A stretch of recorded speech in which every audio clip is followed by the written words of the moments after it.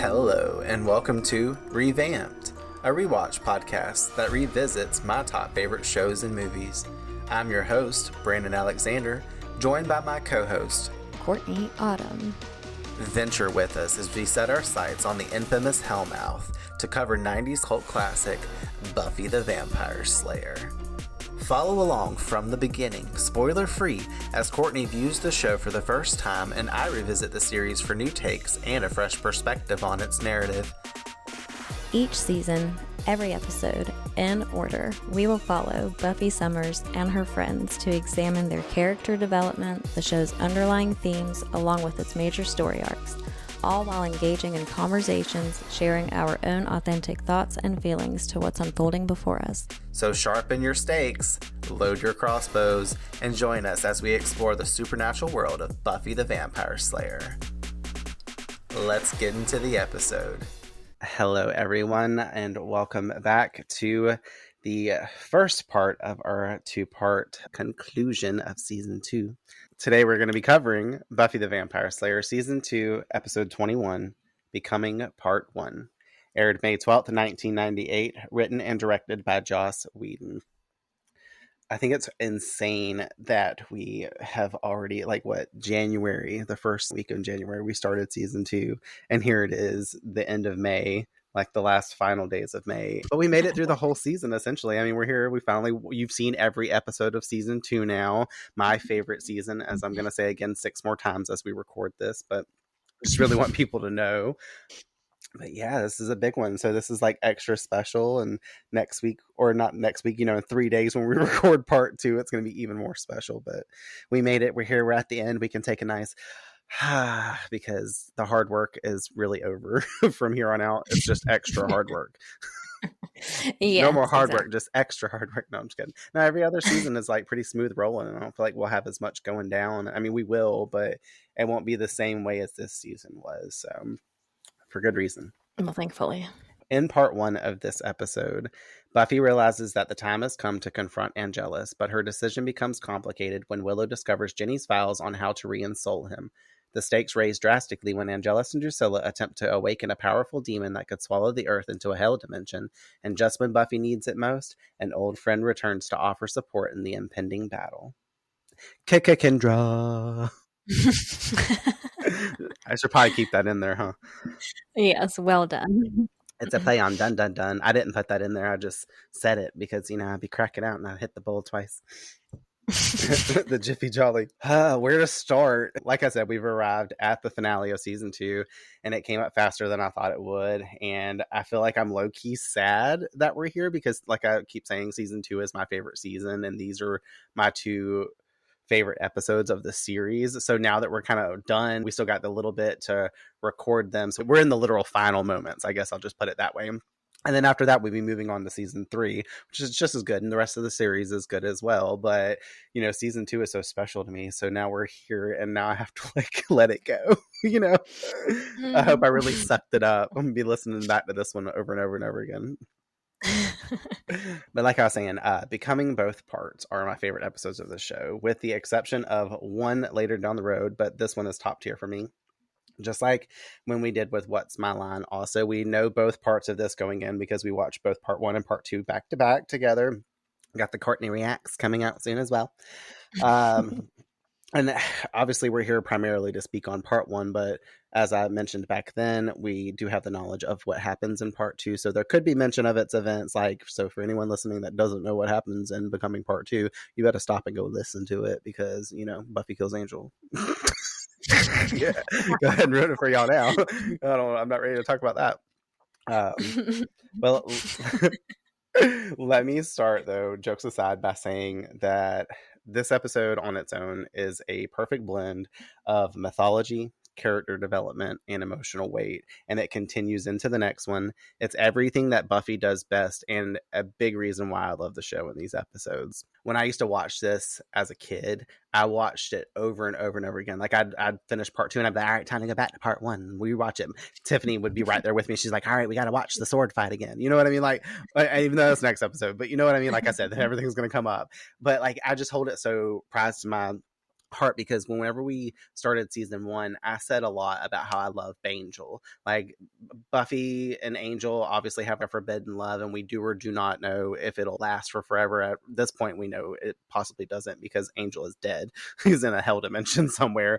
But this is the ending result of everything that we have seen build, and it's what made me fall in love with the story, just because of the emotional turmoil, the problems, the occurrence of Angelus reappearing, and just making the stakes that much more of a heavy rise. Always had me sucked in, because I knew it how this is. Well, I mean, I didn't know it on initial run, but I know now, rewatching it, how the episodes and season unfolds. So when it gets to the tail end of this, I'm just like, it crushes my heart, but I also love it because it's such a testament to what the show does and how it just tells a story and pieces all these puzzles together. Because everything that's been, I'll say it the way we do, breadcrumbed this whole time, has been like placed along the season. And obviously next episode I'll dive a little bit deeper into that.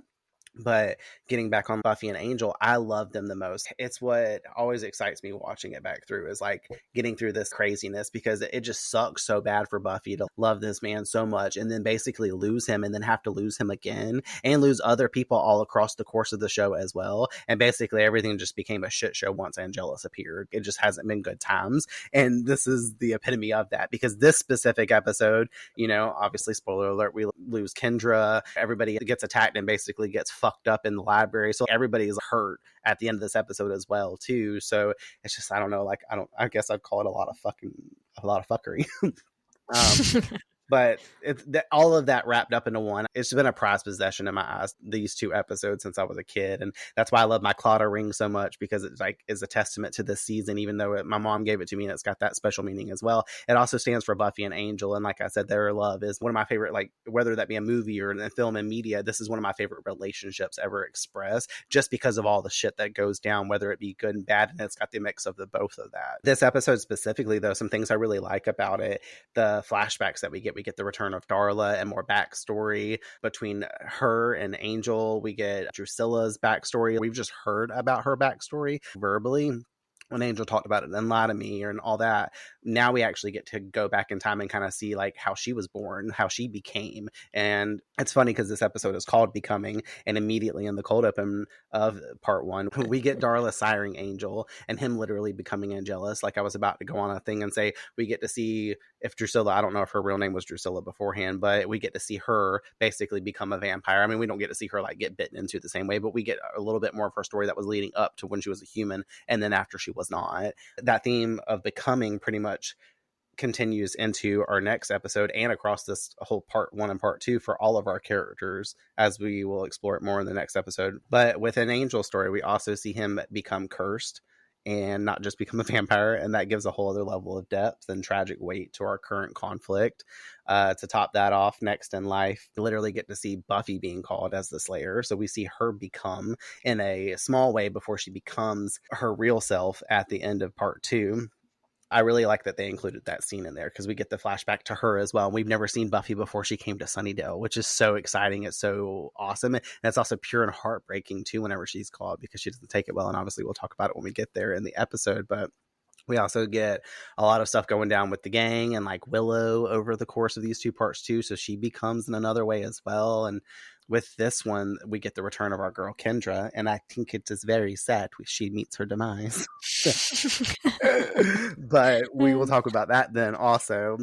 I don't know. It's just, I told you whenever we started this season that it was an intense season, which is why I called the whole season that exactly. And in the beginning of this season, when I said it was intense, I feel like Whistler by the end of it, because in the end of this episode, he's all like, you'll see what I mean. And I was all breadcrumbing you in the beginning of the season. I was like, you'll see what I mean.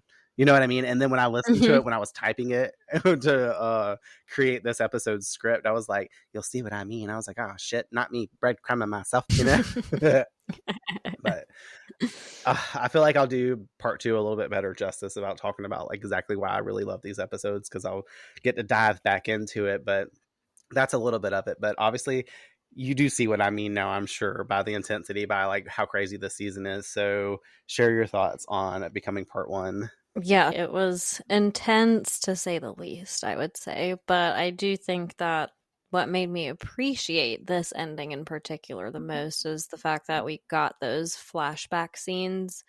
And, you know, I'm a sucker for always wanting to know where everything stems from. Just like for a lot of season 1, I was like, who the fuck is Giles? What's his purpose? Where did he come from? We know he's got a backstory. So I love the fact that they inserted that in here so we really could get this full circle moment in the end of it all, and and make it even more intense than it was to begin with, honestly. But I really enjoy seeing Buffy before all of this, you know, because I never really even thought about that before. What was her life? Because obviously she was already struggling all throughout season 1, even till now, about her responsibility, her duties, and her life as the Slayer. So obviously I assumed it wasn't well received when she realized that that is kind of what she was born to do. So that was really interesting, especially because she seemed the opposite of how she is now. I mean, kind of, and Which we knew. she has the attitude. Yeah, and we knew that, but to see it visually just paints a really vivid picture that you kind of don't expect almost, because you're so used to seeing her as who she is for these whole 2 seasons, that is kind of all we have to go on, you know, or at least for me. So yeah, that was super interesting. And then to see how far back Angel's past really goes, and really, you know, where that came from. I like how you made sure too while we were watching it, you're like, you know who that is, right? And I was like, yes, it's Darla and her annoying voice. Where are her guns? Yeah. Well, I didn't know. You know, Anyway. some people don't know. Like, I want to say that whenever maybe it was Leah from Becoming Buffy, she's bad with blondes apparently, and she's like, I didn't realize the first time I watched this that this was Darla. And I'm like, how do you not know that's Darla? Not trying to hate on her specifically, but other people have come forward and said the same thing. And I'm like, so I was like, and you didn't. I have to learn sometimes that you don't have like a overly expressive like kind of thing. Like when I see it, I'd be like, I'm gagged because I'm gay and I gotta add extra. Not that you're not gay, but you know what I mean. Like I'm a gay male, so I gotta be like, yes, bitch, we got Darla back up in this bitch. Like, you know what I mean. I like I pop the streamers and all the shit. So I was waiting for that a little bit, but then like when you didn't say anything, I was like, you do know that that's Darla, right? And you're like, yes, mate. And I'm like, oh, okay, you got it. But not that I had any doubts. I just wanted to double check. So I'm like, if we bypass this scene and then when I start talking about it in the recording and she goes, oh, that was Darla? Even though we know she's hired him, it was common sense. I don't know. I'm being jokey now. I guess that is why, is because I just never have forgotten that, you know, and maybe my mind has been searching for the visual of like when this happened to Angel and Darla actually like doing it and seeing all of that come to the surface. So I don't know if intuitively I've just been waiting for this moment. And so that's why I knew like, oh, this is where it happened, you know, because like the breadcrumbs were there, obviously, that he's about to be in some sort of trouble. Like he's definitely not going to be like getting a blowjob in this alley by this blonde. She's gonna for sure kill him or something. He got a suck job. It wasn't a blowjob, but it sure was a suck job. There was some sucking. He got something life-changing, that's for sure. She got that life-changing mouth. That was before the guns. She could only use her mouth. Isn't that every vampire? Yep. They already have their weapon. They got that life-changing mouth. We have to make that up. All right, that's the new thing. We got Willow and her ice cream. We got Joyce and her positive vibes. We got the 2K per slay, and now we gotta have to make a thing that's like vampires. What that mouth do? Next time somebody gets bit by a vampire, I already know you're gonna be like, and here so-and-so comes through with their life-changing mouth. I cannot. Anyway, so yeah, I could see though the confusion with Darla, but I love that you said like whoever that was has a hard time with blondes, and I'm like, why do they think they all look the same? Mm-hmm. Like, that's so funny.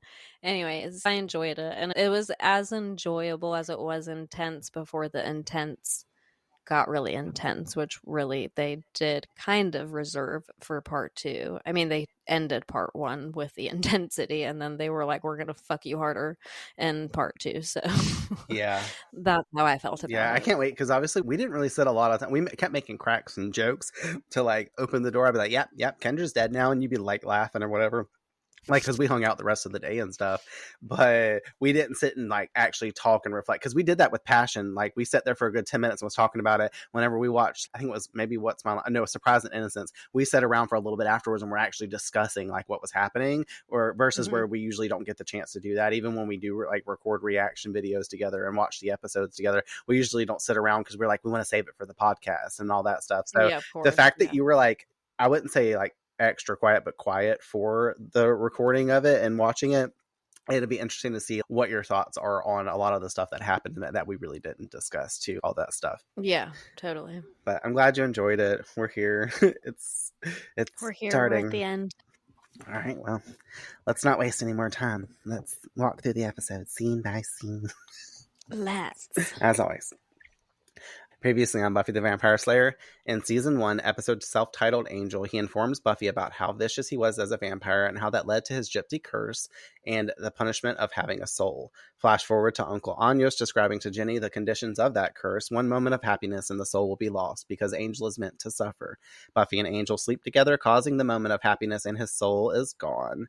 The gang and Buffy deal with Angelus emerging, and Buffy is in denial, but he's not Angel anymore. Jenny, working to reinsult Angel, is confronted by his evil self and murdered. The fouled floppy disk with the restoration spell on it is lost in between her desks, leaving Buffy to think Angel is truly gone, and nothing's ever going to bring him back. I like that because previously on Buffy ends with that. I'm like, is there anything ever going to bring him back, though? I guess we'll see. I don't know. They like do that perfectly, though, because if you didn't know what was going to happen in this episode, you're like, oh, they're bringing it up for a reason. Mm-hmm. We open on a cobblestone road of the past, Galway, Ireland, 1753, as a voice narrates. Here's the thing. There's moments in your life that make you, that set the course of who you're going to be. Sometimes they're little, subtle moments. Sometimes they're not. I'll show you what I mean. The camera passing behind a man on a horse, click-clacking down the road in the heart of the town, passing by a bar where a man is tossed out on his ass with his friend, both shit-faced drunk and locked out not to return inside. This downtown area reminds me of downtown Charleston, just saying, because they got a few of those cobblestones and stuff. So when I be walking down there, especially with the fact that they do the horse carriage tours, I be hearing like the click-clack, click-clack, click-clack. And I swear to God, I always think about this. I'm like, where's Liam getting thrown out of a bar? This man is Liam, better known as Angel's human self. And I know they like don't say that now, but just for lore and the aspect of that, Angel's human name was Liam, short for William, probably. He tells his friend that they will sneak and steal silver from his father, and his friend passes out on the street.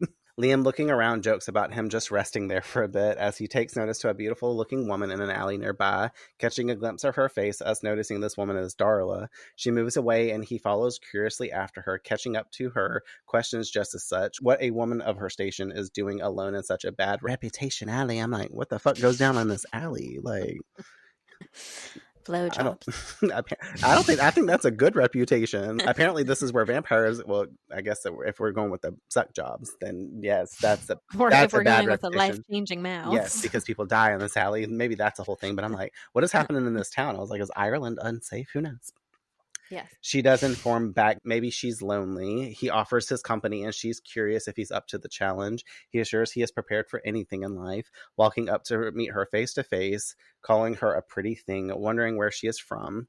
And apparently that's around everywhere because, you know, she's given suck jobs all over the world. He claims he's never been anywhere himself, expressing he's always wanted to see the world, and she offers, I could show you Could you then? things you've never seen, never even heard of. Sounds exciting. It is.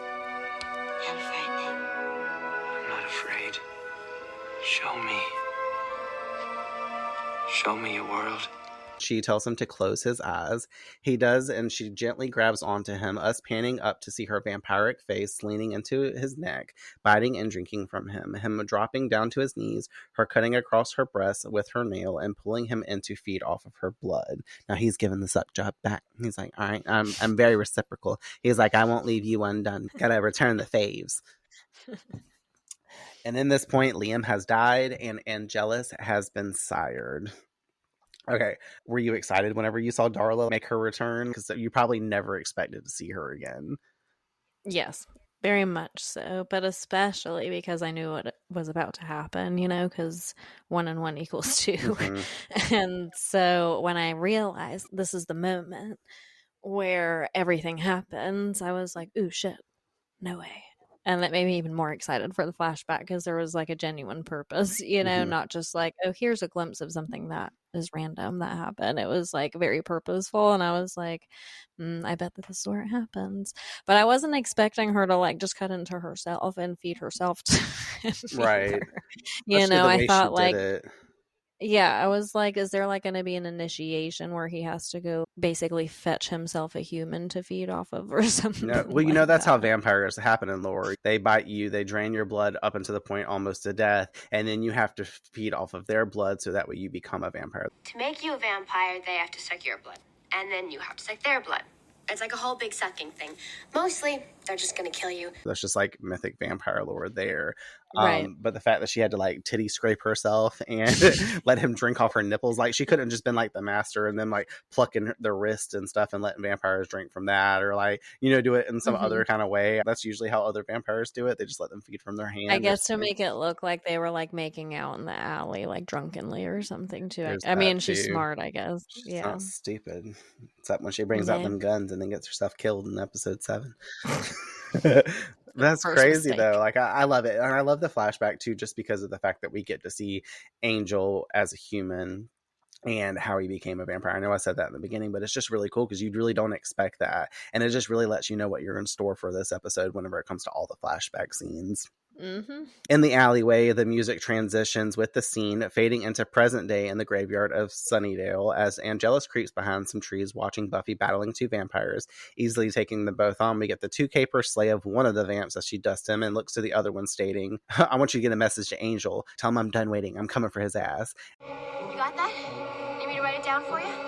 It's like she's smarting off to him, and then she just like stakes his ass whenever he attacks her, and she's like, fine, I'll tell him myself. Like, damn, that's why I call it Buffy banter in that way, because it's like useless talk, because most of the time these vampires are going to die. She's just fucking around with them. But I'm like, how'd she have not killed this vampire? She's going to be like, yes, ma'am, and run off and go tell Angel, by the way, that blonde bitch that you hate is coming for your ass. I know, but what I love the most is that most of them don't bother to run away, like you're saying, except for the main ones, which are like Angel, Drusilla, Spike, and I'm just like, really? Yeah, these vampires are stupid. And I'm like curious if like Angel sent these vampires ahead of time so he could watch her slay them, or like what was going on, because obviously he knows Buffy's tactics and how she slays. He's been around her enough, and he has all the memories of Angel as well, being the body and all. But I thought it was funny because she's like, I need you to get a message to Angel. Do you just assume all vampires know who Angel is in this town and they're gonna go run off to the mansion where they're hanging out because they're like, oh yeah, that's the one off Crawford Street, we gotta go head over to the Mr. Angelus himself? Like, I don't fucking know. Especially, you bring up a good point, because I'm like, do they call him Angelus or do they call him Angel? You know what I mean? And she's steady talking about Angel, so I wonder if they're like, who the fuck is this bitch steady talking about? I know. And like Drusilla, like nobody really refers to him. I mean, I've referred to him this whole season since he turned as Angelus because I really wanted to differentiate between the 2 characters. But Drusilla herself still calls him like her angel and like things like that. Like she does it the short version. You think they'd always be calling him Angelus, but even Darla was calling him Angel. She referred to him as Angelus, but she was still saying Angel, you know? Mm-hmm. Especially at the end. Angel? Damn. I'm dead at that. Buffy moves over to pick up Xander off the ground, who was there helping before he got knocked down and out, commenting on how it's been vamp heavy but no Angel, asking if she's that anxious to come up against him, her stating she's ready for this to be done, but also remembering that they have school finals to be dreading, him joking she should have just let him die tonight instead. Like totally a vibe. Like, I'd rather just die than have to go to school and do the classwork if I lived in the vampire-centric town, you know? She replies, as they walk out of the graveyard, to look on the bright side, it'll all be over soon. Angelus smirking from the shadows, saying to himself, yes, my love, it will. And I love it too, because like I love those plays. It's like in-scene transition magic and just like good writing, because he heard her say that and he's like clipping off on his head. I'm like, why can't you holler that out and be like, bitch, I'm right here. Let's get this done right now. Or else we wouldn't have the tragic end. I mean, she could have ended it tonight. Cue the Buffy theme. Now.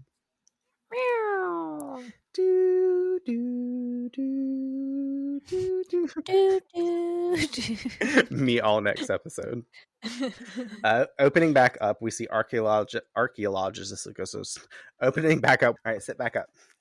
Opening back, opening back up, we see archaeologists in a museum working to examine a huge chunk of stone. Giles coming in, having been called by the man for his expertise in obscure relics. Giles takes notice to it and moves over to look at it himself, seeing there's chiseled inscriptions on it and chiseling away pieces of it himself to notice a crease, something they haven't tried to open it, stumping the team who just assumed it was solid rock. I'm like, yes, they brought this big ass fucking hunk of rock in here. How do you transport that? Who delivers that? What's the shipping? Because me and you have both ordered candle wax, and we know it's not cheap to order a fucking box of candle wax and slabs and shit. How much did this cost to ship? Does it get shipped for free because it's like a government funded thing to go to a museum? Like, I don't know. How much did it cost to travel around with Ampada and her damn Inca mummy case that was also a big ass stone tomb? You know, she's lightweight because she's all crusty, dusty, dried up inside. But that big rock, like this is the exact same rock that she was in. Since the mummy's disintegrated now, they took it and put a Cathla inside her old tomb and sealed it up and threw it up here. They said we don't need a plate for reopening. You brought up a good point about Empada, though, because I'm like, she must have cost extra for shipping, because you know how much bubble wrap they had to put her in because she's so damn fragile. Keep that plate from breaking, too. Dead. The plate, she would turn into dust looking like a 2K per sleigh. And she did. The 2K per Empada sleigh. Damn, I'm mad we brought this dick back. That shit was so funny. Poor Xana. Anyways, it's solid rock, and Giles asks them to wait until he can transcribe some of the text before they open it to give them a clue of what may be inside, as a rule, not to be surprised by what's inside. Because that guy is so stupid. He's like, don't you want to be surprised? And he's like, fucking no. I have a vampire slayer that I train all the time. I cannot be He's an Aries.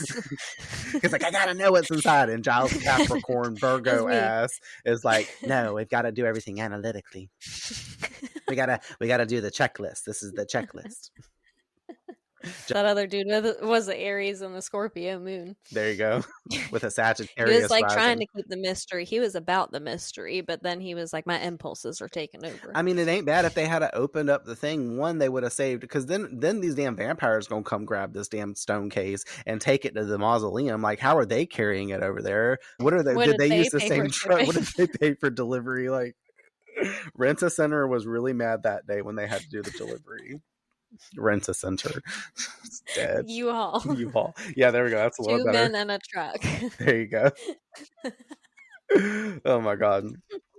We flash over to the school cafeteria where Xander's using his fish sticks to dish the night before scenario out with the gang and how it went down with Buffy and the Vamps. And this shit's funny as fuck because he's got the toothpick through one of them like it's Buffy holding the steak, and then the other one's supposed to be the vampire, and he's like doing the whole reenaction thing. It's just so funny. This is the stuff I love Xander for. He's like, die, die, die. And then at the end he's like, and scene. And he like bows the fish sticks down like I'm dead. Oz is really confused by the themes, though. Buffy informing the theme is that Angel's a coward who's afraid to take her on face to face, and Willow asks if she's really ready. Buffy expressing that she wishes people would stop asking because she is also willing and able. The one test that she might actually pass, killing Angel, because she's going to fail out of school. She's been in the library the whole season and not actually in classroom. Don't say that. You're going to pass everything. I will get you through this semester if I have to sweat blood. Do you think you're likely to? Because I'd like to be elsewhere.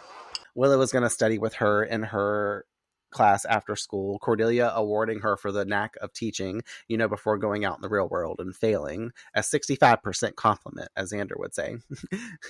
Xander's like, it's your personal best.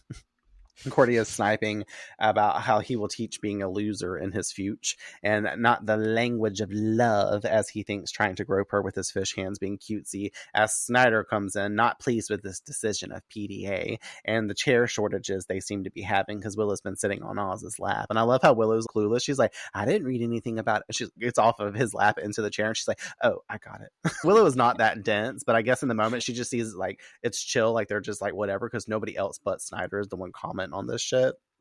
And then Snyder snides some more about how PDA doesn't need to be done in this class, and Buffy smartass is back and she's like, yeah, the class where they teach lunch, because they're in the fucking cafeteria. He's like, just give me a reason to kick you out, Summers. Just give me a reason. Willow offers Buffy to also come over to her house to study as well, because apparently studying after school isn't going to be enough. They kind of study extra time to get Buffy through everything. But she claims that she has patrol, and then Willow's like, again? And she's like, well, I'm not expecting Angel to show up, and that's usually when he does. So if I go patrol not expecting to find anything, I guess I'll find Angel. Wrong. We fade back into the past at a church in London, 1860. A woman enters and moves over to the confessionals, and we see it's Drusilla. And I love that as soon as it showed her face, you're like, I'll hail this bitch. Like, thought it was funny. I said, look at Xana. You did say that too, which is really funny because she kind of looks like her. Yeah. She's in her human form. As she takes a seat inside, we notice Angelus has been feeding on the preacher in the next stall and will now be his stand-in to speak to Drusilla. This motherfucker is so malicious. He's up in the church, in the confessional, eating the damn priest that's there at the church. I'm just like, you couldn't find like a little dirty homeless person out in the alley to like drink off of? No, you got to be like fucking crazy and go up in here in the church and start killing people. He wanted religious blood. He's crazy. He said it tastes the best. He said slorp. He said it gets you high because they're delusional. Yes, exactly. Oh my God. Well, she starts to go on about her sins and how she's been having visions and they've come true, and how her mother is calling her cursed, having this not so gift because only the Lord is supposed to see what's coming before it happens. Yes, the Lord. The Lord. She begs and pleads that she doesn't want this nor to be an evil thing. Angela's telling her that she is a devil child and she should just give into it, be evil. She begs some more for his help, and he abides and spats out some religious acts that she can do for forgiveness and to repent. And she is pleased with this ravishing decision and thanks him for his penance. And he tells her ominously to be careful because God is watching her. I love this scene. It's like one of my favorite from the episode. And I know it's like such a small little portal, but I don't love it just because of the fact that this crazy bitch is in it. Once again, I love the foreshadow stuff and like the conclusion to everything we get. If anything, I feel like it captures the core emotional and psychological manipulation that Angelus is known for. When he places his hand on the screen and says, God is watching you, he isn't just mocking her faith. He's marking her. He's not referring to God at all. He's referring to himself in that moment. He's setting himself up as her new God, her tormentor, and ultimately her creator, because this is the first time that he meets Drusilla, which is also amazing to see. What makes the scene so chilling is how it symbolizes the beginning of Drusilla's descent. As we've learned, Drusilla was a deeply religious young woman with a prophetic gift. She was terrified of it. Her mother even suggested that it was a mark of the devil, and Drusilla, desperate to remain good and pure, turned to the church for solace and forgiveness. And this is exactly where Angelus found her, not just physically, but emotionally. He found her where she was most vulnerable, full of guilt, fear, and her faith, and he weaponized it against her, which I adore. Like, I know that's a weird thing to say that you adore, but for storytelling and the fact that he had an evil past, it's fucking brilliant. Angelus didn't just kill Drusilla. He broke her slowly, deliberately. He stalked her, drove her mad by manipulating her visions and murdering those close to her, eventually killing her entire family, posing as this priest to make her believe God had abandoned her. And this moment in the confessional is the beginning of his psychological destruction. While doing this was out of pure sadism, he also saw something in Drusilla, something useful, her second sight. So this is, I think, the moment where he attached to her, because he's like, wait, I'm hearing about this girl that's got the gift of sight. What if I did something so devious to her? All of that could be corrupted into something terrifying, and that's exactly what he created with Drusilla. He didn't just want to make a vampire, he wanted to create art, as he always does, and Drusilla was his masterpiece, which is basically what he told us in Lie to Me. She would become not only one of the most unpredictable and sadistic vampires in the Buffyverse, but one who still carries fragments of the girl that she once was, her visions, her trauma, and her madness, all twisted into a weapon. And that's what makes this scene, for me, so incredible, because you look back at the series as a whole, and it's not just backstory, it's the spark that ignited Drusilla's transformation and showed us another layer of how diabolical Angelus can be. I feel like the scene really blows me away whenever I watch it because of the reveals of his cruelty, his cunning, and it sets the tone for everything that follows with Drusilla. It also shows that her madness isn't just random. She was okay in the beginning, and after he tormented her, and then after she became a vampire, even she commented on it not that long ago. She's like, you want to hurt her like you did me. You want to torture her and torment her and do all that stuff. She remembered, and we talked about it like back in Innocence. It's just a really cool thing to add to Angel's legacy and everything that he's done that was destructive within his past, as we're learning about him becoming in this episode. Flashing back to present day as we see Drusilla the vampire coming down the steps in the mansion. I love it because it's like good cutscene transition magic, because as soon as we see like Drusilla's face in the confessional, we flash over to present day. She talks about how she fed on a gross old man that got stuck in her teeth. At least that's how she describes her night out to Spike, who's reading the paper in his wheelchair. This was before, of course, the moon started whispering dreadful things to her. And Jealous coming in wondering what those were exactly. And it's funny too, because remember he comes in and he like slaps Spike in the back of the head when he walks by his wheelchair. Angel, stop beating up this man. But they had to throw that in there because obviously what we see a little bit later on in the episode, so like makes sense. Well, next episode. She lets on that her vision has shown her the museum that has a tomb with a surprise inside, and Jealous questioning that she saw all that in her pretty little head, and Spike retorting, "No, you ninny, she read it in the morning paper." That's just funny. What if Drusilla really doesn't have visions and she just read that shit? I mean, we know she does, but what if she like didn't have a vision and the moon didn't talk to her and she just happened to pick up the paper to bring it to Spike and saw that shit before he saw it and was just acting like she had a vision? It wouldn't surprise me at all, though, because it's Drusilla. Yes, aka Juliet Landau. It just makes sense. They took a look at it and developed their evil plan, and I low-key love the motion that Drew does behind Angelus, because she's like coming up behind them with her mouth open, and then she like bites her teeth like at the very end. I don't know. It's a really cool thing, and it has a cool musical cue. That day, back in Willow's computer class, she's trying to help Buffy with her studies, and the math just is not math, and it's senseless. Buffy having a hard time claiming herself to be a moron. Willow urging her to shut the fuck up because she's not stupid and she can do this, but she also needs her to not be wasting her time if she's just going to give up. And then Buffy's like, spoken like a good teacher. Starting to explain the work again, Buffy drops her pencil and it rolls off the desk, out of sight, falling in between the desk right next to the floppy disk. Buffy retrieves it, missing the disk and apologizing for the distraction. Deja vu moment for her, but like the first time I ever watched this and she dropped the pencil and she goes to grab it and she doesn't grab the disc, I was like, bitch, what the fuck is happening? Like, are you kidding me? I expected you to like shut up and be like, no, the disc is right there, you touched it and everything. Like, who doesn't look at, like, how do you just like, what's she feeling in between a damn desk and she can't even like I would be looking for where my pencil fell, like, and I'd be like, oh, you dropped something, you know, but she does. Because of deja vu moment. She had the perfect memory of that pencil and she places it again on her book. Thank God for this Slayer power, because apparently she dreamed this the night before. And she places the pencil and it rolls right off and back in between the desk. She retrieves it again, but this time noticing, oh, hey, you've dropped this disc, and hands it over to Willow. And we're all like, fucking yes. What does this mean? Bad things. But maybe good things, unless you're Xander. Willow offering it's not hers, probably was Miss Calendar's, inserting it into her computer, and Buffy feeling morbid about going through something that was Jenny's. Willow claiming that she's already gone through most of her stuff anyway, and Buffy retorting, Does that make it less morbid, or you really morbid? Willow saying that she had to teach the class and that's why she went through all her stuff. Us seeing the files on the screen processing the way that they did in Passion. Buffy cluing in, asking, does that say restoration? Willow saying it must be one of her spells, and getting distracted, going on about how Miss Calendar wasn't a practicing pagan and starting to gloat and talk about magic shit, basically going on a tangent like I would. And Buffy's like, I gotta shut you down, bitch, because like, look at the fucking screen. Realizing what they have both found, Willow just stating a few times, oh boy, oh boy. Oh boy.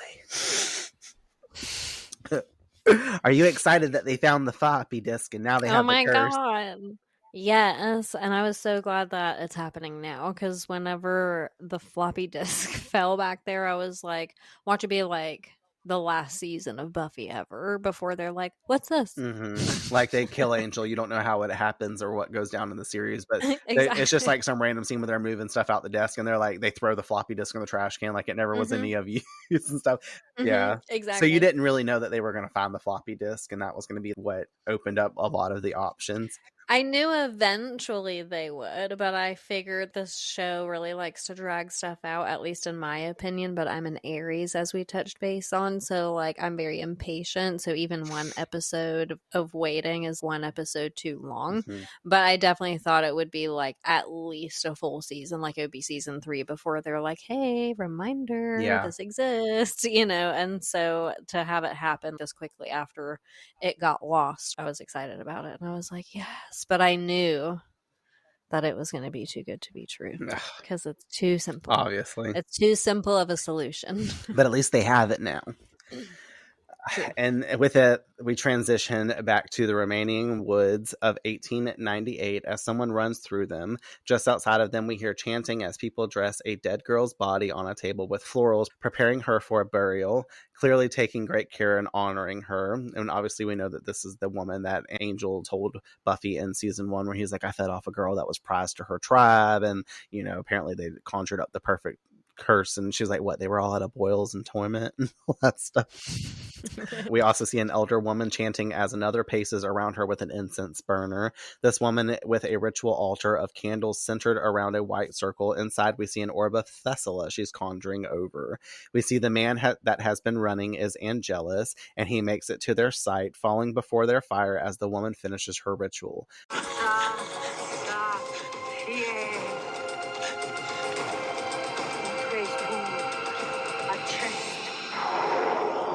The orb disappears in a glow of light, and we see Angel's eyes flash the same color, now ensouled. A man approaches him, remarking, it hurts, doesn't it? Angel saying yes, and him replying, good, it will hurt more. Angel asking where he is, confused. The man tells him he will soon remember everything he's done for 100 years, the faces of everyone that he's killed, including his daughters. They will haunt him, and he will know true suffering. The memories begin to settle, and Angel begins to cry, hunching over in sadness.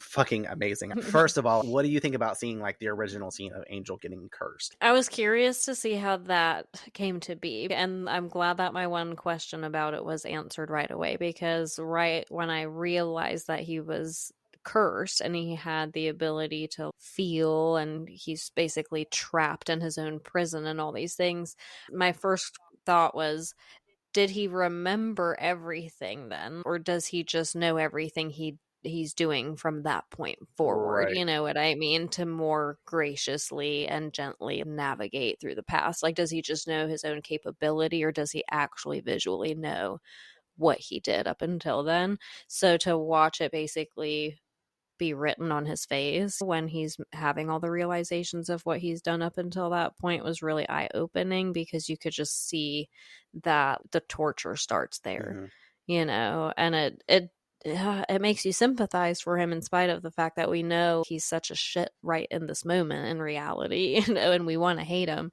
but it does remind you of the Angel that Buffy fell in love with, which makes everything more sad. But I completely agree. I love this scene. It always makes me tear up when I watch it through, just because it's intense. It's got the music going, and then obviously he gets ensouled. And it's interesting as well because Angelus is skittering through the woods. He's trying to get there as if he like got word from, you know, probably his psychic fucking crazy bitch Drusilla that some crazy shit was going down and he needed to go like figure this out. Or I don't know how, because obviously he's running through the woods as if like he can feel it coming type thing, even though he technically I don't think can, but I know he's going there to stop them for whatever reason. He doesn't make it there in time. And the fact that, like you said, you get the lore drop, because in season 1 we really only got to hear a little bit of what he told Buffy, but we didn't know the stipulations of the curse obviously until Anyos. But Anyos even said in Innocence, a surprise, one of the two, that Angel was meant to suffer, that they put this curse on him so that way he would remember everything that he did as a vampire and basically have to like be tortured as a soul, knowing all the past things that he did. So the fact that we get to see right here the moment that he got cursed, and immediately how the scales flipped, like those memories and the plagued thoughts of all the people in the faces start to wash in as soon as that guy finishes that sentence, and he starts to cry, like, because he realizes what he'd done. He gets his humanity back, and he's like, fuck, like, how do I handle this? What do I do? It's just the perfect kind of torture, which is what makes sense. I'm glad they didn't do boils and shit like that, like Buffy jokingly said in season 1, because it wouldn't have hit as hard. But it's very interesting, obviously, because as we flash forward to like our scene later on, we get to see where he is at, you know, after the 80 years that we found out after he got ensouled, he, you know, moves to the States and isn't heard from really. You know what I mean? He's obviously running around Los Angeles and fucking New York and stuff, eating rats. Shit. So like, I don't know. But I love that you touch base on like you kind of sympathize with him, because I wrote in my notes, I was like, you just really sort of feel bad for him in this scene when he starts to cry. Totally. And I start to tear up for it too, because David Boreanaz does it so good. He plays Angelus and Angel so well. And it's that flip right back to Angel that he has to do in this. Whereas like in Innocence, we were talking about that flip of the script whenever he went into evil. He gets to channel between the two really good. And he's really good at like distinguishing both characters' energies, which I really enjoy. Yeah. We cut back to present day in the library where a confused Giles asks Buffy what she's saying. She hands him the pages her and Willow have printed, offering it's the curse. This is it. Willow proudly informing Giles. Looks like Miss Calendar was trying to replicate the original curse to restore Angel's soul again. She said it couldn't be done. Well, she tried anyway. And I don't know if he was really looking at Willow, but Willow was standing there like with her chin up high, like a proud kind of like chest, with her statements. Like she has like just a really proud smirk on her face. And Buffy adds that it looks like her efforts worked. Xander calling out, so Angel killed her before she could tell anyone about it. What a prince. Cordy questioning, this is good, right? We can curse him again. Giles agreeing, this certainly points the way, but this is a little out of his realm for magical workings. Willow stepping up to tell him she's been researching the black arts for educational fun and may be able to work this spell. A light growing in her eyes with these words, because like I said, she was already standing there proud, and I think she already knew in her mind while she was standing there that she was going to tell Giles, like, I can do this. I feel like confident enough to do it. He is hesitant on her opening up a door that she can't close to channeling potent magics, and Buffy doesn't want her in danger either. Willow agreeing, I'm not for that danger, but also claiming that she might be their best option. Xander stepping up to call everyone crazy, reiterating the spell with his angle. Who cares? Buffy cares. Is that right? He questions. And I always hate the smugness on his face right here. I just want to fucking bop him in his face. Like, shut up. This is not what we're trying to get on a tangent with, but he's going to raise some points. Giles tries to dial the heat down and keep perspective. Xander is perspective guy, though. Angel's a killer. Buffy adding, it's not that simple. Him getting angry to say, so what, all is forgiven? He can't believe their mindsets and outrages. Cordy stepping up to agree, and him embarrassingly snapping at her, realizing that she was trying to help. He's like, for once, I wish you'd try to... And he's like, wait a minute, hold up. You were on my side. My bad. And he's like, but back to my point. Angel needs to die. Giles presents that curing Angel seemed to be Jenny's last wish, and Xander smarts back, yeah, well, Jenny's dead, causing Giles to step up to him, yelling in a huge outburst that everyone now is yelling at each other. Like, it's intense, because we've never seen Giles lash out this same way before. We've had moments with Giles where he just, like, steps out of his normal character, usually with Ethan Rain, but, like, with the group and the students, like, he's never, I don't know, that's just triggering. That was, like, not called for Xander to say. But everyone's like obviously outbursting, going crazy, and Buffy steps in to silence them. Willow turning to her to ask, what does she want to do? Buffy claiming she doesn't know, but what happened to Angel wasn't his fault. Xander butting in again to state, Yeah, but what happened to Miss Calendar is, you can paint this any way you want. But the way I see it is that you want to forget all about Miss Calendar's murder so you can get your boyfriend back. Buffy takes this in and is hurt by his words and exits the library. I'm going to let you go first because I wrote a whole ass thing about this. Thoughts on the scene. And also within your thoughts of the scene, do you think that Angel should be ensouled or should they kill him? I don't know. See, it's so hard because you have to look at it from both angles. Obviously, we as like a viewer have glimpses of how Angel was. That's our primary relationship with him, is the relationship that Buffy had with him. So I can see Xander's point. It is infuriating though, because I also just feel like Xander, being the age obviously that he is, he lacks proper communication skills. So I feel like in order to address this point, you could bring it to the table differently in a way where they could hear you better, instead of it making we can't tell if he's like coming also from the jealous standpoint of like it's emotional inconvenience for him to have Angel around, because in whatever form he's in, whether he's Angelus or whether he's Angel, he's an inconvenience to Xander, you know? So in any case, Xander would rather not have him around. So there's that take on it. But of course, nobody wants to dismiss what happened and what all he's done, especially when it comes to Jenny. But I mean, I don't know. This is, like you said, this is Buffy's one true love, or one greatest love probably. And even though he's not in his form, if there is this one thing that could bring him back into his normal form, we can't really there's no leg to stand on here, basically. There's no way to argue from someone who's not in their regular form. He has no conscience. He has no moral code. He has no heart, no soul, no anything to access any kind of like emotional attachment to anything.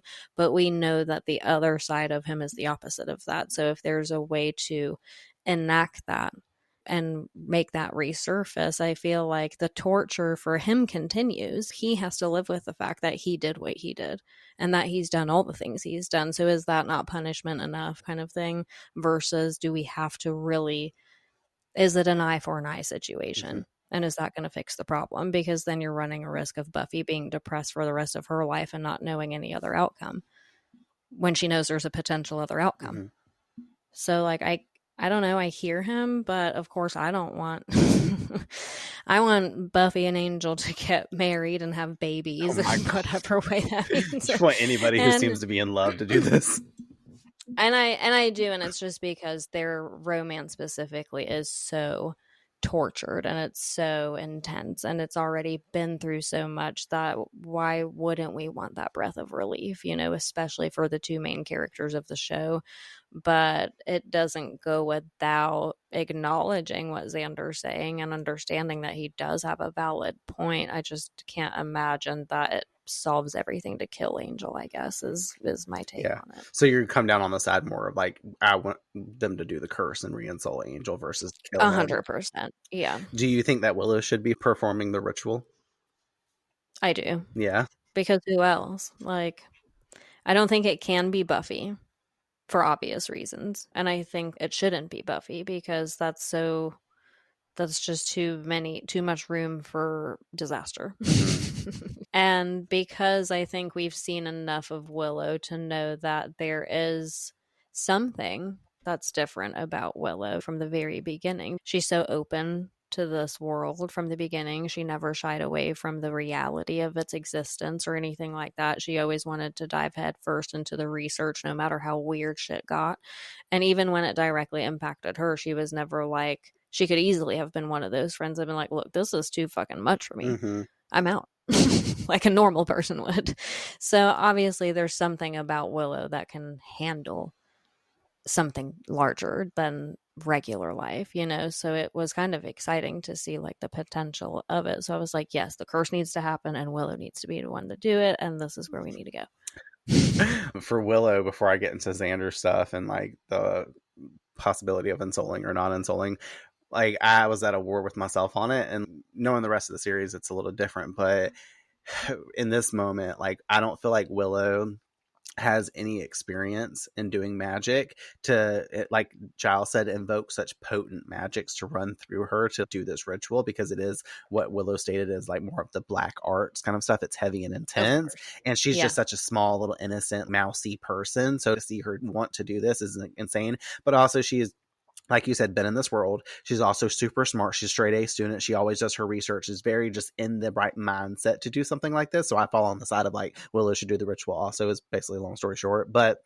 also the fact Willow was very interested in science. Science is witchcraft at the end of the day, like mixing concoctions today, putting like things together in that way and conjuring something is just the same, just done a different way. So on that kind of standpoint, I can see that, but I don't know that she's necessarily ready for this, but it's a nice introduction. And honestly, the fact that she takes this on, and obviously as we see through part 2, she executes the spell. And I mean, I could choose to talk about it then, and I might dive into it a little deeper, but the fact that she actually is successful with it just opens up a whole new possibility of journey with her through witchcraft, because not only did the first spell that she ever do succeed, it was intense, it was magical, like to the fullest extent.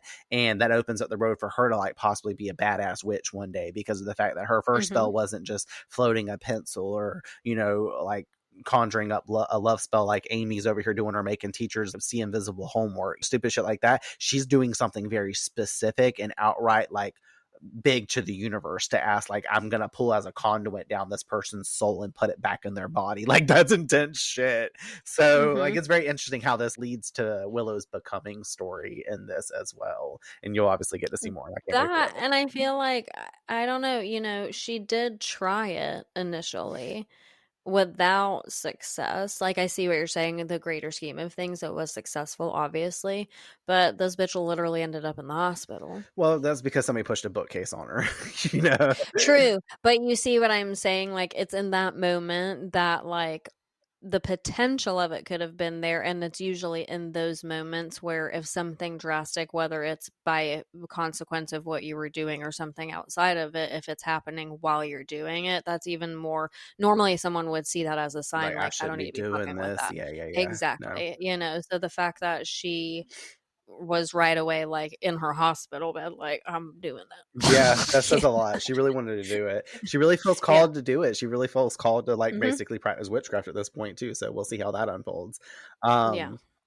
In reflecting on, like, something Buffy said and sharing my own perspective on it when it comes to, like, the Xander and Angel stuff, I believe what happened to Angel was partially his responsibility, because she makes the comment of, like, what happened to Angel wasn't his fault, but it was also Buffy's fault just as much as it was Angel's. So, like, there is the culpability there.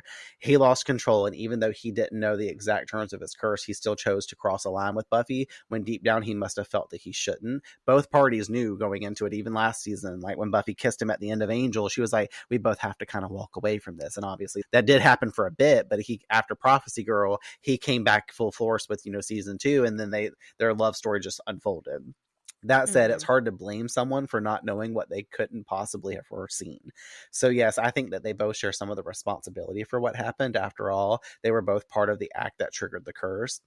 And that being said, I'm fully in favor of Angel being re-ensouled. He's proven himself time and time again to be a valuable ally to everybody, not just a fighter, but as someone with unique knowledge and insight.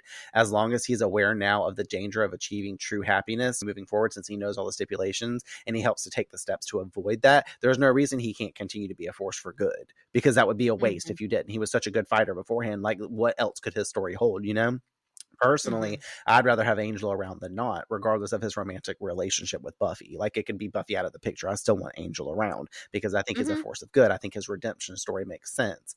It's also important to remember that Angel wasn't responsible for what Angelus did. His soul was gone. Everything that followed came from a completely different entity. One that we've seen is not who Angel truly is. Since the beginning of the series, Angel has consistently shown that he wants to do good, and even the flashbacks support that, like the ones that we see after now, once he's been cursed. We should allow him the chance to continue on that path. Regarding Xander's comment to get your boyfriend back, like, especially him being like, just get your boyfriend back, I found that really unfair, because sure, Buffy probably does want to get the real Angel back. Who wouldn't, like you were saying? But Xander delivers that line as if it's his call to make, as if Buffy is being selfish or naive. Yes, he was deeply affected by what Angelus did. He nearly died himself in Bewitched whenever he ripped Xander out Buffy's window before Drusilla interrupted and stuff. And they did lose Miss Calendar to him, but that wasn't Angel, it was Angelus. And it feels incredibly reductive and even cruel for him to dismiss Buffy's pain and motivation as just selfish desire to get her boyfriend back, while accusing her of forgetting Miss Calendar's death entirely. He's like, you just want to forget all about Miss Calendar to get your boyfriend back. Like, this, it just pisses me off. But it's also like a manipulation tactic. 100%. But we all know Xander has had it in for Angel since fucking day one, so it's hard to not question whether his harshness here is really about doing the right thing or about finally acting on a grudge that he's held for a long time. I think there's a lot to unpack with him, and I'm sure we'll obviously talk a lot more about that next episode, but I wanted to flag that shit now, because his behavior here feels more personal than principled. Totally. I agree. So that's where I fall on the side of it. Like, I get both sides, and I know I'm going to regurgitate it next episode, but like, I do get it. If Angel was stopped and killed, then there's never the chance for that to happen again. Angel can't lose his soul and become evil again. Angelus is now out of the world as one of the evilest vampires ever to have existed, versus Darla and the Master and the few other ones that we've heard about and maybe haven't heard about yet so far. The next one being Dracula. Like, even though he's not in the show like that way, you know what I mean? I'm just saying he's the only other like vampire you hear out there that's just like got this huge name over their head, and like, it's just wild. But that shit pisses me off with Xander, and he continues to fuel me in this episode. And that's why I almost call him like pack level vibes, because even if his motivation's coming from like a small portion of wanting to help the situation and doing what's right, I think he's also very biased on his decision, because he just does not like Angel. He never has. He doesn't want Buffy to be with him, whether he's with her or not. He doesn't even want him around.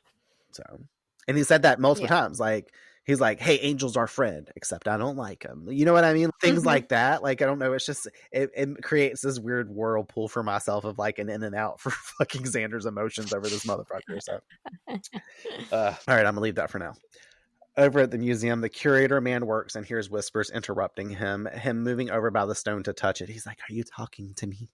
Knowing where it's coming from, he is grabbed by Drusilla, who bites into him, killing him, as Angel steps in with several other vampires to take the artifact. They got the U-Haul truck backing up, beep, beep, beep, stating that he will have one of these to go, and for Drusilla to save him some blood. I like that because he looks at Drusilla and she like looks, and them yellow contacts that they have in her eyes, when she looks over and she's got the blood dribbling out of her mouth, and he's like, Drusilla, save me some. And I'm like, oh shit. Over in Buffy's room that evening, we see her packing a bag of weapons on the phone with Willow, who is apparently bad-mouthing Xander on the phone. I like that because Buffy's like, Willow, do you kiss your mother with that mouth? Like, she's taken aback. What do you think she called Xander in this moment for Buffy to be like, Willow? Like, I don't think she just called him like an asshole or a douchebag or something. Like, I want to know what word Willow called him, because like Buffy's really taken aback, and it had to have been something foul that she said.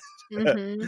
Agreed. Buffy moving over to grab some of her stakes out of her drawer and sees the ring that Angel gave her under them. She holds it for a moment and gets off the phone with Willow, saying that she will see her soon, just taking a moment to stare at the ring while the Buffy and Angel love theme plays softly before we cut outside to her walking through the park on her way to the school. She starts to feel like someone is following her, hearing some branches cracking. She turns to check behind her when a body runs out at her, and Buffy turns with a fist up for us and her to see that it's Kendra, the vampire slayer, smirking back at her. Buffy snarking that polite people call before they jump out of the bushes and attack you.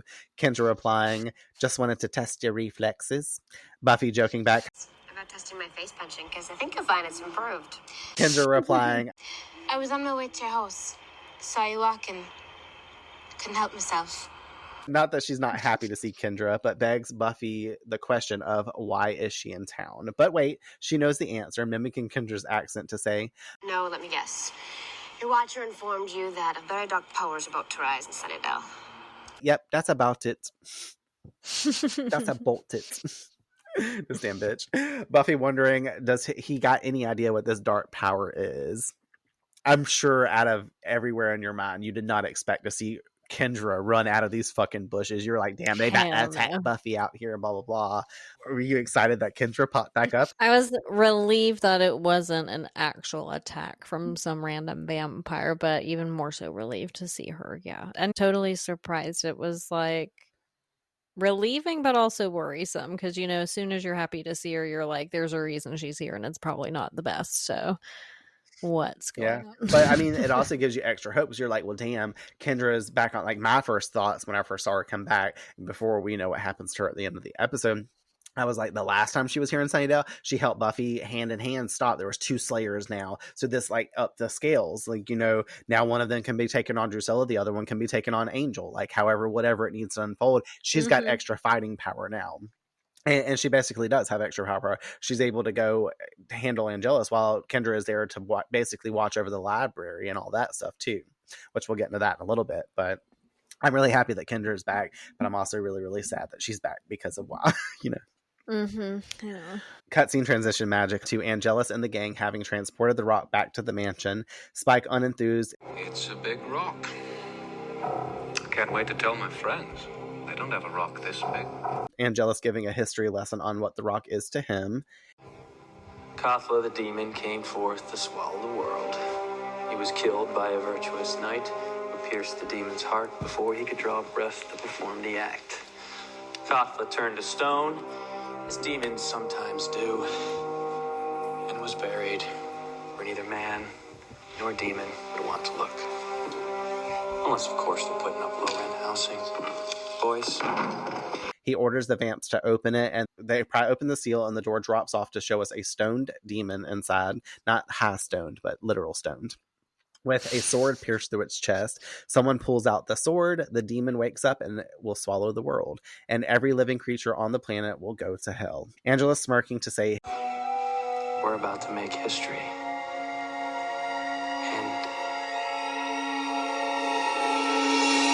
At the library, Giles informs the gang, with Kendra now in the mix, that vampires have killed the curators at the museum and taken the artifact, and we are sure this is the tomb of Kathla, because Kendra's watcher has helped fill in a lot of the blanks over the matter. Buffy always getting things wrong. Like, remember whenever she was talking about Billy's asteroid body?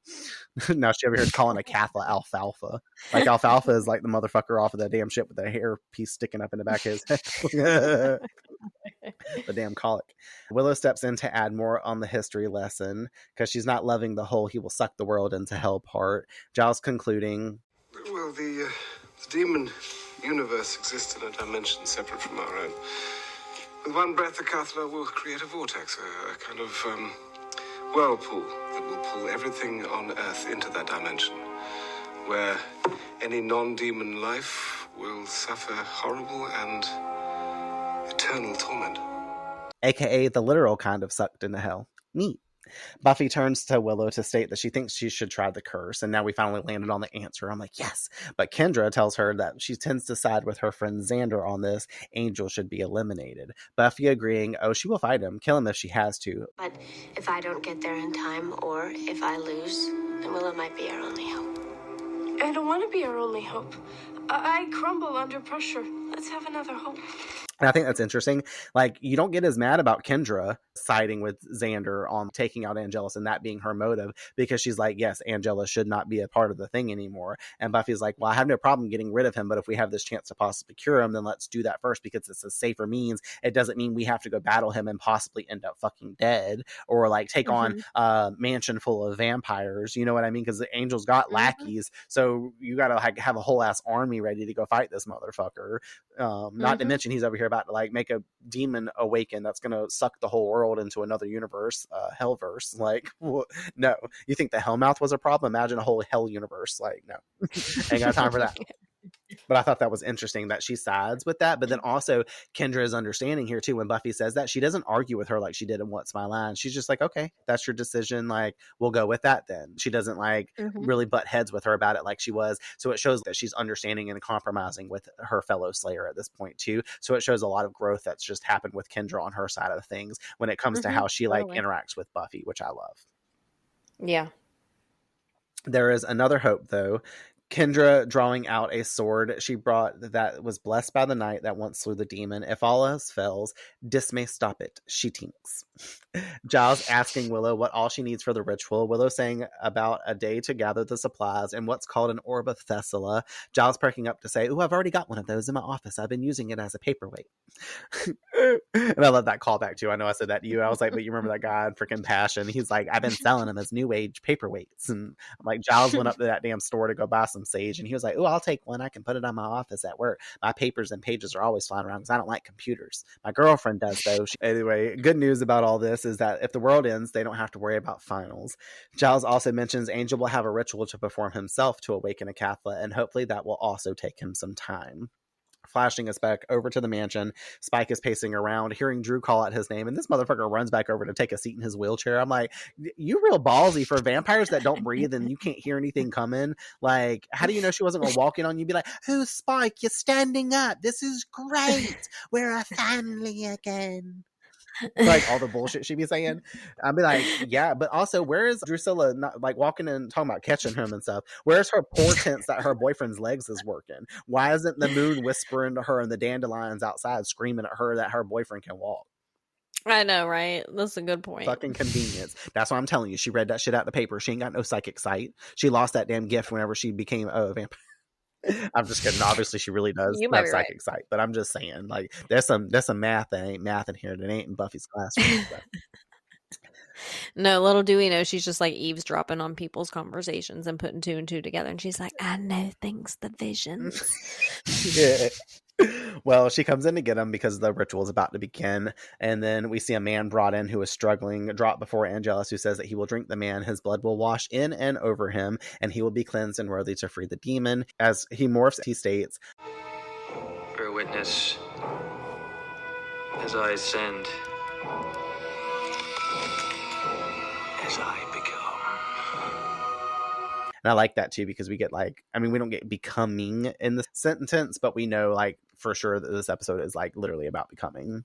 And he picks up the guy and feeds off him, dropping him back down to the floor after he's dead, swiping some of his blood onto his hand, walking over to a Cathla, adding everything that he's ever done has led him here. And before he does his thing, we flash back in time to New York, Manhattan, 1996, my favorite year, just in case anybody ever wants to know. And in 1996 Manhattan, we find a dirty, homeless-looking angel walking the streets at night, finding a rat on the ground and leaping on it to feed. However, missing it because he's weak, where he is approached by a man who claims he is disgusting since he's rolling around in trash, aka the stench of death is what he's giving off. He's not giving off the positive vibes, he's giving off the stinky vibes. He said the stinky vibes are flowing.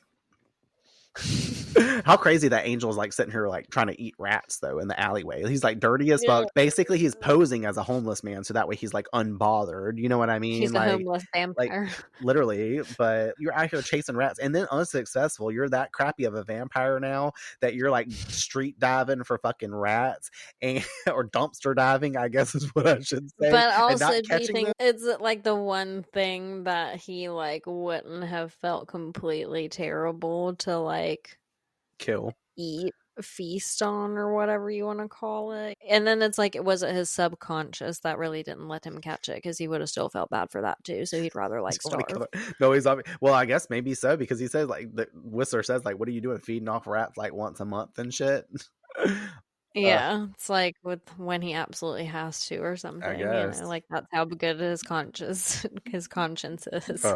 Well, jumping ahead, but Angel tells him to get away from him, and the guy informs like, you're a vampire. He's like, I'm not scared of you, and Angel's clued in that he knows who he is and about his poor tortured soul. He wonders who the man is and leaves off with him to find out. Walking the streets together, the man doesn't praise him about his rat feeding and clues him in about how he could be getting blood at the butcher shop to feed on, which valid point, like we were just saying, you could literally just be going and getting some blood that they're using from pigs or cows or whatever, because you can technically use that as flavoring in food and for other dishes. So why can't you just go get some fucking meat and slurp the blood out of it? I don't understand. Since obviously that helps fuel you up. It's not the same, but you know, whatever. It might taste nasty, but it's an option. Angel still wants to know who this man is, and the man mirrors this fact because he wants to know more about Angel himself, claiming he can go either way, speaking in riddles. He introduces himself officially as Whistler, a half-demon, and Angel asks for clarity on what he meant. Whistler telling him he can become even more of a useless rodent than he already is. I love how he called him a rodent when he was just chasing rodents. Or he can become someone. Here we get another theme of become and the fact of like become someone, a person, someone useful, someone to be accounted for. Angel asking what does he want from him, and he tells him that he wants him to see something. Cutscene transition magic to Los Angeles, California, days later. A bright and sunny day outside of Emory High School. Angel pulls up in a blacked out windowed car. And I love how you commented on that. What did you say? Like, you're like, he's got the windows blacked out. They're like spray painted. They're not even like tinted or whatever. I'm like, how can they see even? Like, they cannot see where they're going. He's got little pieces scraped off to where he can thinly see through it a little bit. I was like, this is really dangerous driving. Also, you know the sun is still getting through there. How did he get his driver's license to be driving around in this car too, and what tags did he steal it from somebody? Like, is this Whistler's car? Like, what's happening? When he does pull up, he rolls the window down a little bit to avoid a little bit of the sun, as well as we watch a very different Cordelia-esque Buffy walk out of the school with her buff-dettes, as I call them. Instead of the Cordettes, it's the buff-dettes, gossiping about the dance and her outfits her dad needs to buy her, also about how hot boy Tyler is supposed to beg her to go to the dance with her after practice, so she's going to wait around and see if he does. The girls break from Buffy, who is like, call me, call me, call me. Because, you know, she's the literal queen bee at the Moms. I like that little pun I put in there because, you know, her name's Buffy, so she's a queen bee, bee for Buffy. She takes a seat on the steps to hang out when an older male approaches her, calling her by her name. Yeah, hi, what? He needs to speak with her, and not about the potential lipstick that she meant to pay for at Bullock's. It's about her destiny. It awaits. Her retorting, I don't have a destiny. I'm destiny free, really. Yes, you have. You are the chosen one. You alone can stop them. Who? The vampires. Huh? Flashing over to nighttime at an LA cemetery where Buffy falls back to the ground, getting pounced on by a vampire, struggling and screaming out, reaching for her stake as we see Angel is watching her at a distance. She pushes the vamp off, crawling over to retrieve the stake, looking hella confused on what she's supposed to do. Him attacking her again, her tossing him into the ground. She runs over to it and stakes him in the stomach, claiming, oops, not the heart, and tries again as we get her first ever 2K per Buffy slay, and the vampire turns to dust. She freaks out, falling back, taking this in with tears in her eyes to what she has done and witnessed. The older man stepping in, questioning her. You see? You see your power. We get to see fucking Buffy slaying her first vampire and also being called in the same time. And one of the funniest things about it is she stakes that motherfucker and is like, not the heart. Like, she didn't get the heart on her first time, which is just so fun. It's jokey. And then the fact that she was okay to stab this thing, like, she's like, this old man just took me to this thing and told me to, like, how did he con her? This girl that's like Cordelia, how did he get her to go meet him at this cemetery and come with him? This scene, I know you haven't seen the movie, and we probably should watch the movie at some point in general as a bonus episode. I think we've said this like twice on the podcast, but this mirrors a lot of the first sequence whenever the Buffy in the movie is called, and how she goes with the guy that's named Merrick in the movie, aka like her first watcher kind of guy, and goes to the cemetery with him. And the whole scene is the same way. Like, Buffy's wearing like the kind of bomber jacket that she's wearing in the movie, but I think it's like a high school jacket, like the Letterman's jacket that she's wearing, and she's got neon pants on and like very bouncy peppy girl or whatever like that. So it mirrors a lot. It's just really cool how they call back, but also, like I said, how did he get her there? And then when she did it, though, the fact that he's like, you see your power, and she's stunned by this. She's like, what the fuck have I just done? Because not only did I just go out here, fight this vampire and hold my own, obviously I've got more strength than I knew I had at this point, and I've also killed this vampire and watched him turn to dust in front of me. So now I know, like, something, this is unexplainable. Like, what do I do from here on out? It's also interesting that it's like well received in a way. Like, I know she's not like receiving the news of what this probably means responsibility wise, and like how her life can't just be this ordinary teenage life now going forward, but realistically, like, put yourself into your real life shoes when you were in high school and had that happen to you, and you have no knowledge of like some sort of other world, whether it be metaphysical or like science fiction or completely just fantasy, whatever it is. You've never been introduced to it. Like, let's say she's never even had like a paranormal experience before and had like an object move in her house or have like a ghostly encounter or something, and now like you're full blown just in this place fighting this vampire to the point of like doing a 2K per slay, and it's almost accidental the way that she's like fighting him up until that point. Like, when she rolls and does her little things, it's like she's just like falling into her like fighting mode, and it's like without effort because it's innate. Exactly. And it's just really interesting to see, because you would think that like if that happened to me or to you and we're 16 or 17 or however old she is in this moment, 15. and she's 15, and we're confronted with all this like, I don't know, evidence, number one, that like these other things exist, and now it's our sole responsibility to rid Earth of them, basically. You know, it's like, not only are you not going to be freaked out by that responsibility, but she had no visceral reaction to the fact like that, like, holy shit, this is a vampire. You know, like, you'd think that you'd sit there and process that for 3 days before you're like, did that really happen, or was I on like some really good acid trip just now? Yeah, no, for real. I mean, she does take it in, and obviously she's stunned by the whole fact of what she did, but she trusted in it for whatever reason. And that's another thing that, like I said, like, once you're imbued with this power of the Slayer, once that line passes to you, I'm assuming Buffy might not have felt, obviously she didn't have the calling. Like, Kendra's family knew that she was a potential Slayer. They knew that some way of knowing, I don't really know how that is, but the fact that Kendra was taught from a young age and basically waiting for her power to come to her, like, as the possibility could come. They didn't know that Kendra was going to be a Slayer one day, but they knew that she had the potential to be one. And the fact that Buffy was just off their radar, but they also, once she was called, they went to her to go get her.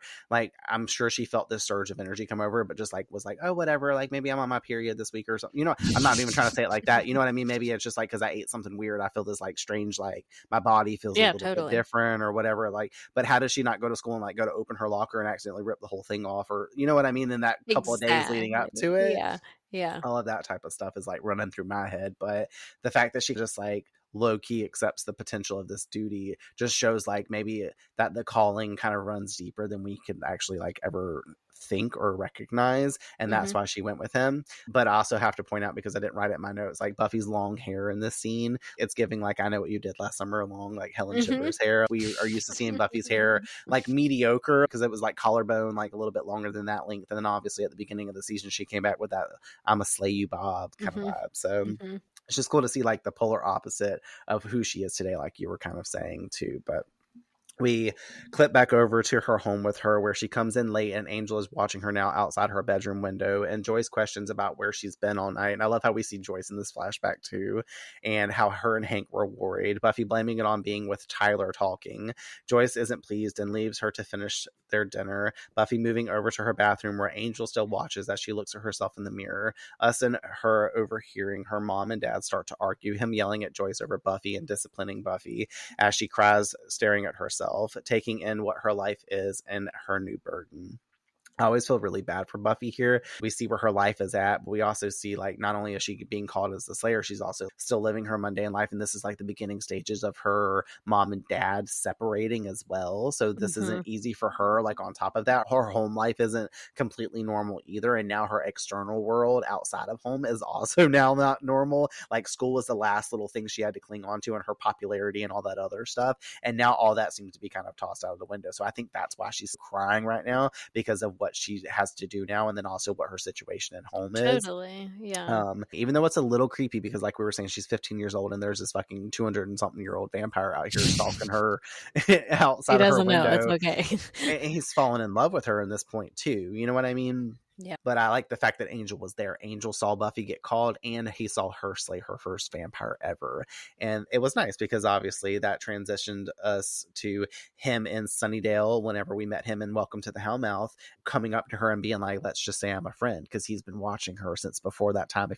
I'm sure you haven't thought about that since we watched this episode. The fact that Angel brought her that cross in the alleyway after she kicked his ass down in the ground, he was like, let's just say I'm a friend, like I'll be around to help you, all that kind of stuff. That was his first introduction to her, but he knew her long before she came to Sunnydale as well. He basically transitioned with her from Los Angeles to Sunnydale. So it's very interesting how they kind of like tied and wrapped all that up. And you would have never really bothered to think about any kind of knowing of Buffy on Angel's behalf before everything came into play in real time for us. Like, I never spent a moment thinking, oh, he's known her, or he's like been around, or he's been watching, or like this whole time, or he was there since she realized that she was the Slayer, and like all this stuff. You would never have really thought to think that far back. But it also does make sense, like you're saying, as to how kind of he was behaving since the very beginning, because he did act so familiar with her, almost in a comfortable way where you're like slightly annoyed for not knowing it yourself, you know, because you're just like, why is he like just chill all the time? And like, if for any two new people to be interacting, no one would behave so mild and low key as he is, even when he's like delivering the worst information possible to her constantly. You know, he's just like, hey, here I am, like a dark thief in the night. And it's almost like, now looking back in hindsight is always 2020 when you know more, but now it makes sense. Okay, well, no wonder, because he has been here the whole time. He is so familiar. So to him, this is just another Tuesday night. You know what I mean? This isn't like abnormal at all. It's only abnormal to her because she's never seen him before. We move underground in the sewer tunnels. Angel approaches Whistler, who claims that Slayer is going to have it tough because she's just a kid with a whole world full of big bad things. Angel states that he wants to help her. He wants to become someone. Whistler retorting, geez, she must be prettier than the last Slayer, telling him this won't be easy and how he is weak. Angel says he wants to learn from Whistler, and the two walk off together to start his journey. But he doesn't want to dress like him. I didn't write that in my notes, but I remember that he says it. And you laughed at that part. You were like, yeah, me neither. But I love how he's got Whistler as this kind of guide for him, helping him get this introduction. He took him to Buffy, so Whistler knew who Buffy was as well. Back in present day, Angelus approaches Acathla, grabbing onto the sword as light emanates from it, but he is blasted backward from it, failing in his attempt, wondering what the fuck went wrong. Spike singing out, someone wasn't worthy. Damn it! Scylla freaking out. She's like, cause this is so disappointing.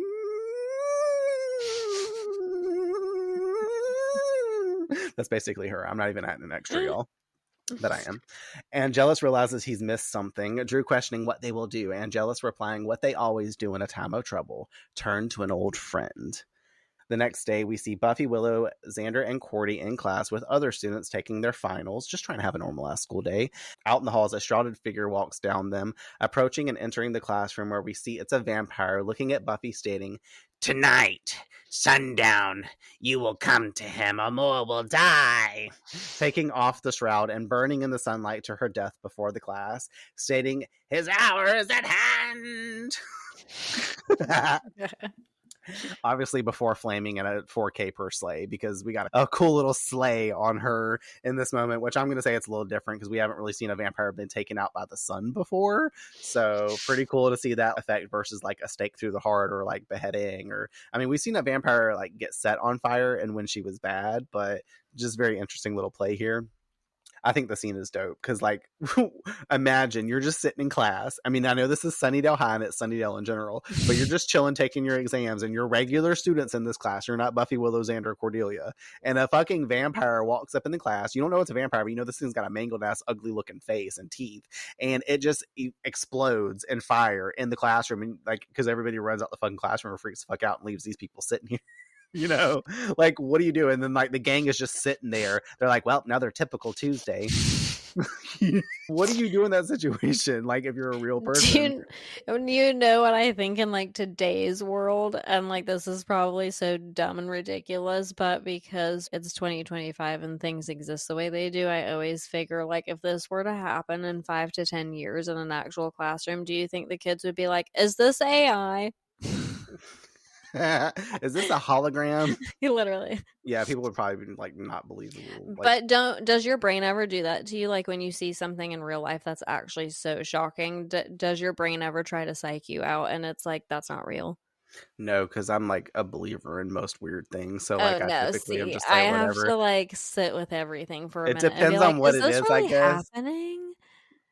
I guess it's like, I'd be the bitch situation. to get murdered because Michael Myers be coming running at me full force with a knife, and I'd be like, is this really happening? Is it October 31st already? Like, are these people out here in costumes? I've done seen 4 other Michael Myers. Exactly. I would totally assume it's just like a normal person fucking with me, not really Michael Myers coming for my throat, you know? Literally, though. No, I got you. Damn.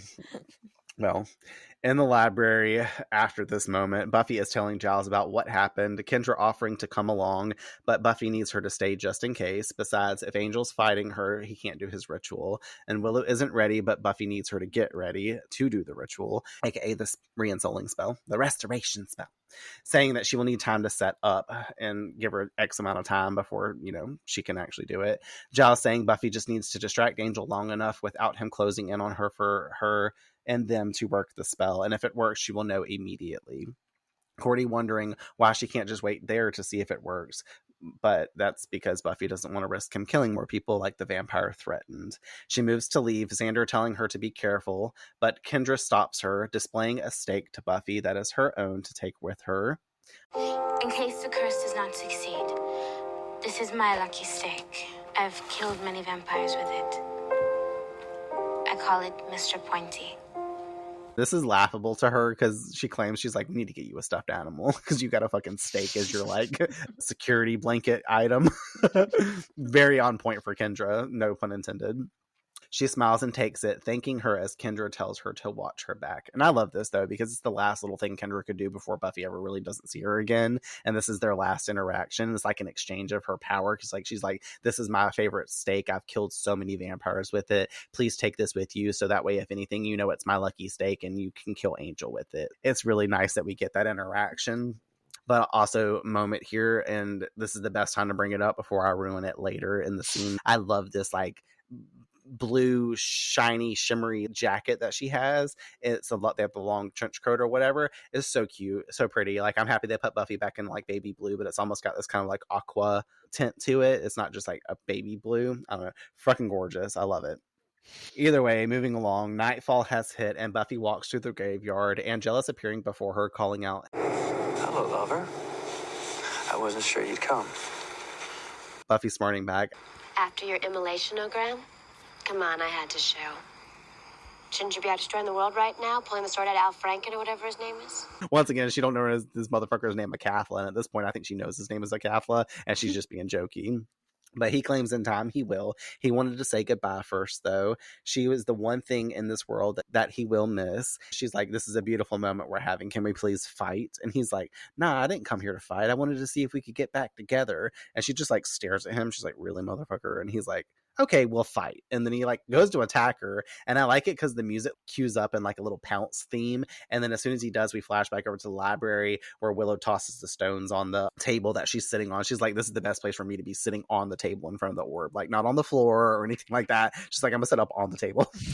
They start the ritual, which is set up just like the elder woman had, Willow cueing Giles and reciting out the opening. Quod perditum est invenetur. Willow starting the spell as Cordelia sages the room with sacred smoke. Not dead, nor not of the living. Spirits of the interregnum I call. I love the fact that Cordelia is up in here with the smoke. She's that person that was walking around in the flashback with Angelus becoming ensouled the first time. That was just really cool that like, Cordelia is even in here playing a part, and Xander's just up there keeping guard and like watching over them. Kendra is too. They're kind of pacing back and forth, just like on edge for something to happen. And then obviously some bullshit happens, but we'll find that out in a second. Because we cut back over to Angel and Buffy fighting. Buffy stating to herself, come on, Willow. Only a few lines into her spell, Willow was continuing, but a vampire runs up, tackling Xander from behind as a few more come in the main doors, and Giles yells for them to get out. Battle now starts at the library, Kendra taking on the vamps by the door and Xander facing off with the one in the stacks, while another leaps up and pushes a bookcase over onto Willow, crushing her.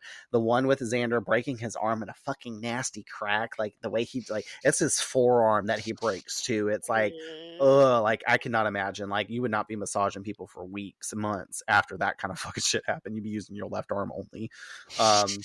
Giles attempts to take out one, but it knocks him unconscious and down to the ground. Xander tossing the vamp off at him and screaming out for Cordy to run, who flees out the library, escaping. Kendra stakes one of the vamps that she's battling, and I love that moment too because we see her wiping the dust off her shirt afterwards. Like she's looking down there, she's like, oh shit, I gotta keep going because the other vampires over there trying to pick up Giles. And she grabs that vamp and throws it back behind her, but then also tosses it through Giles's office window, which was a really cool shot.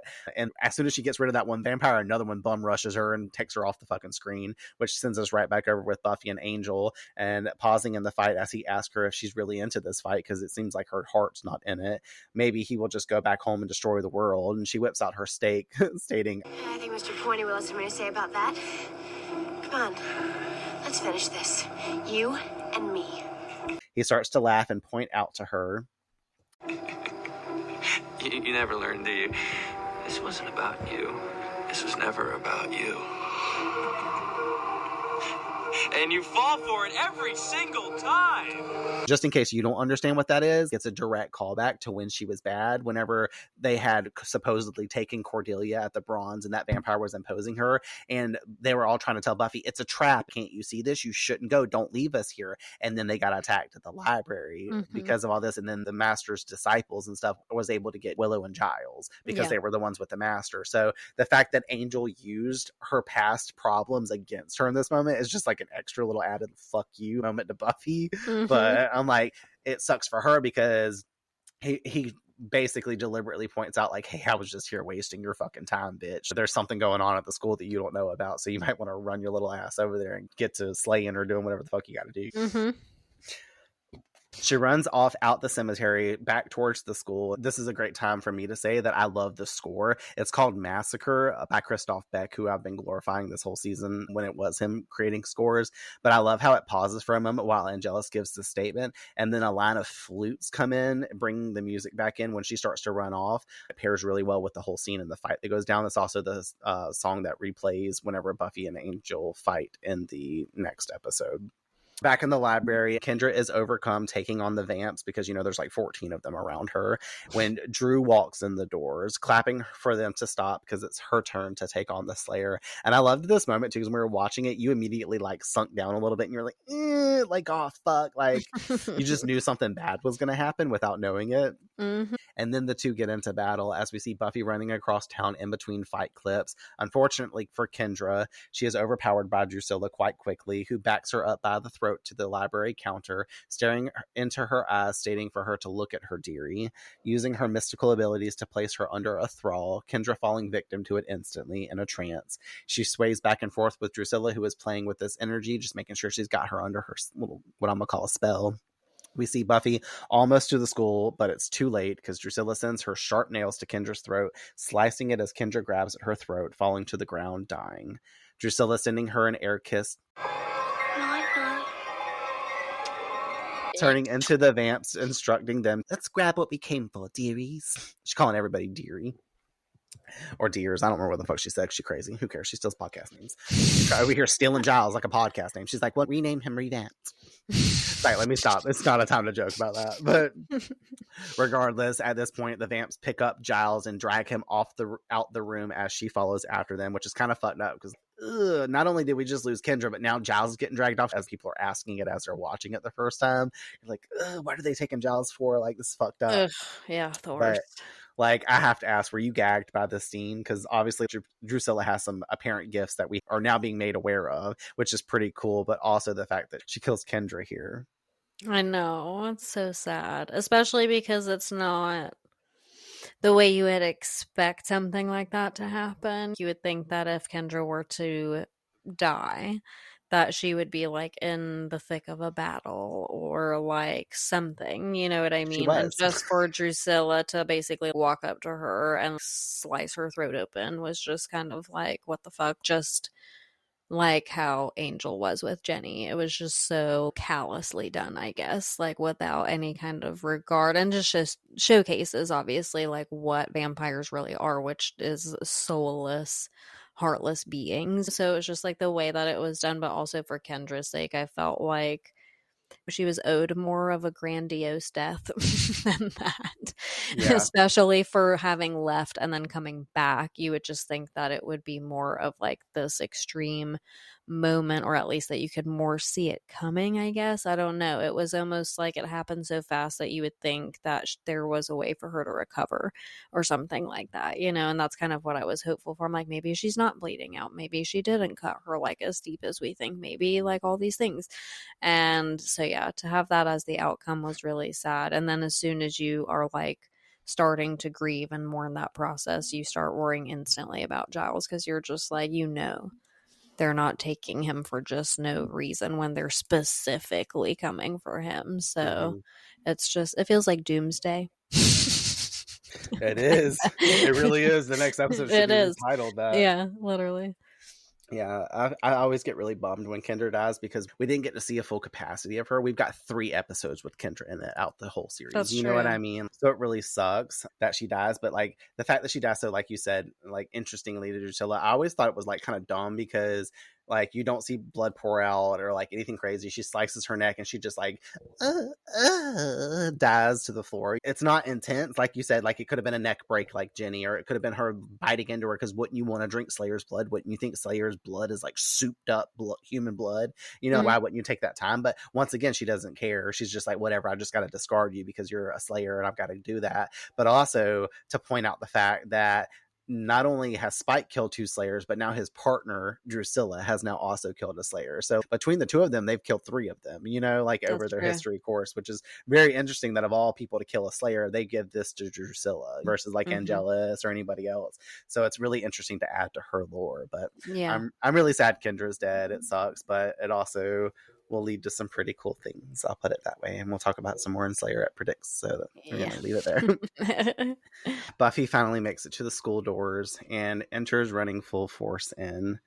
Time slowing down as she runs slowly down the halls. And this scene always moves me and makes me feel so bad because, like, I don't know, it was the perfect way to shoot this. The way they set this up, they said, Sarah, you're going to run down the hall. Like, don't run super fast, but we're going to slow you down and stuff like that. And we're going to play Whistler's last final quote monologue over top of this as you find this bitch's body. And it's just like really emotionally, like, pivotal to the whole episode. And then on top of that, the music that cues in is the Buffy and Angel love theme, playing as, like I said, Whistler's narration from the beginning of the episode continues.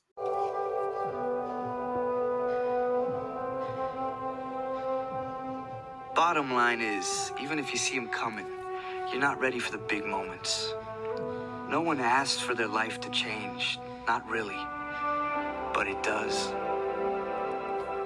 Buffy makes it to the library, still in slow motion, bursting in the doors, taking immediate notice to the dismay of the room and its destruction, her eyes falling to the floor and her rushing over to Kendra's body on the floor, her eyes fill with tears as she looks at her equal there, taking in this loss and mourning her death, knowing that she's once experienced this herself. She grabs Kendra's hand and holds it, touching her face softly as Whistler finishes his narration. So what, are we helpless? Puppets? No. The big moments are gonna come. You can't help that. It's what you do afterwards that counts. That's when you find out who you are.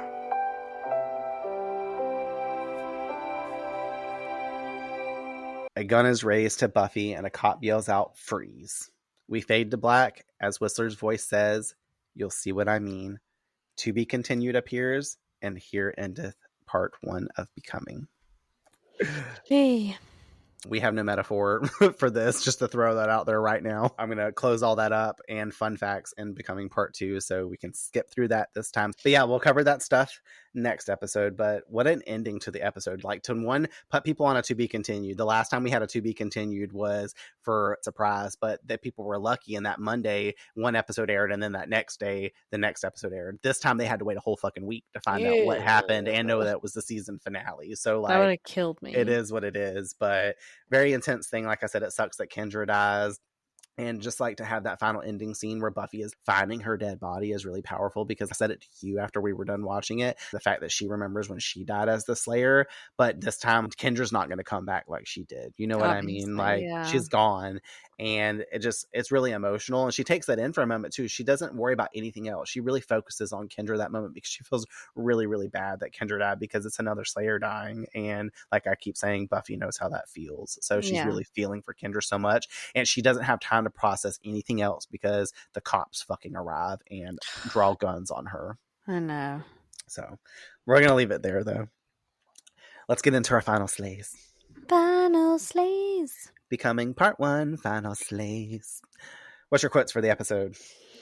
My quote for the episode is when Spike was singing to Angel and he was like, "Someone wasn't worthy," because it just plays so much on this game that they've been having with each other to begin with. But I also love the few moments where Spike gets kind of like a leg up on Angel a little bit, especially because we've seen him in this like very vulnerable wheelchair position, and Angel has been taking full advantage of like bullying him throughout that whole process. So those few little like sarcastic jabs he gets in are like my favorite. So that is why that part just really stood out to me, and it was also just hilarious. Nice. I love that you chose that. That's cool. I technically have 3, and that's why I was like, what's your quotes? Usually we have more than one at least, but the first one I'm not really going to say, but I'm a sucker for Whistler's monologue from the beginning of the episode down to the end. I love it. It's beautifully said. My other quotes are Buffy to Angelus whenever she goes to meet him. She's like, "After your immolation-ogram, come on, I had to show," because I like how she called the death of that vampire an immolation-ogram. Like, it was like a telegram, but it was a fiery death one. So the immolation is really funny.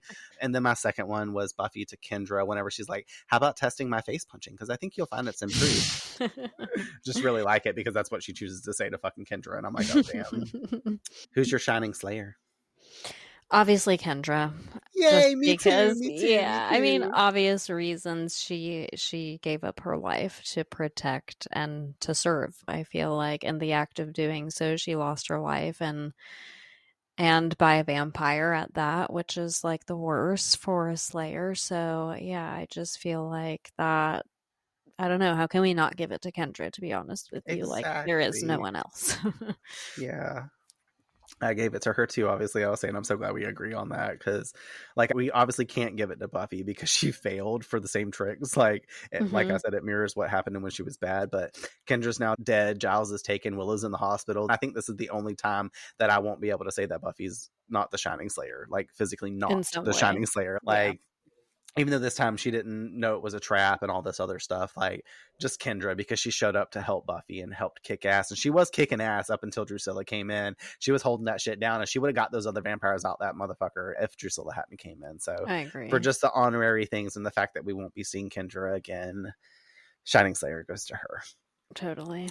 Well, I gave you the weekly wigs. We got to remember them this episode. Homeless Angel with the rat scenario gave me the weekly wigs.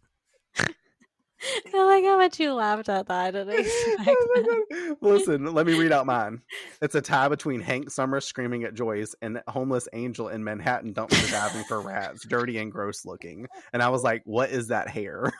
Yes, I know. He looks like a hosey hair. Literally, hosey hair. Hosey hair. Hosier.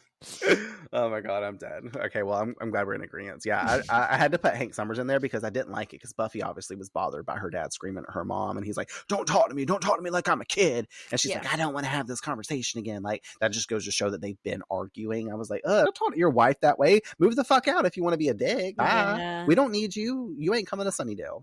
I mean, I guess in a way that whole situation could give you the weekly wigs because it's so relatable from a teenage standpoint, you know, like when there's like momentary chaos, even if it's like your life is chaos and you have a shit home life, or you have momentary chaos where like your parents are having an off night and they're arguing and you're just like, this sucks. I had the worst day at school and now my parents are fucking screaming at each other and I want to die, because that's how you feel when you're like 15 years old and everything's in shambles. So it was so relatable because I just recall so many moments as a teenager just being in my bath. And what is it with psychology where we have to like look at ourselves in the mirror while we're sobbing? Like, I'm like, that just makes it worse. I've done that so many times.